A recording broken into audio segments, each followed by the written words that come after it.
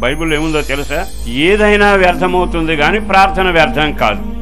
ప్రార్థన చేశాక మన ఆశ అంతా ఏమిటంటే వెంటనే కార్యం జరగాలి.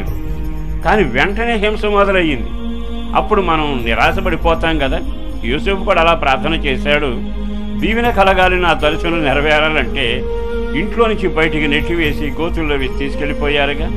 అంటే దేవుడు తన పనిని ప్రారంభించినప్పుడు ఆయన ఎలా ప్రారంభించి ఎలా ముగిస్తాడో మనకు తెలియదు.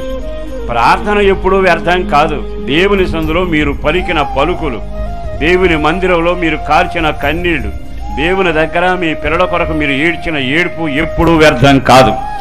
ఒక రోజుకి అది ఫలితాన్ని తెచ్చిపెడుతుంది.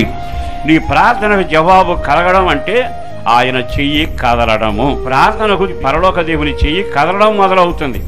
కదిలిన వెంటనే ఏ రకంగా నిన్ను విస్తరింపజేయాలి అని ఆయన తన చేతిని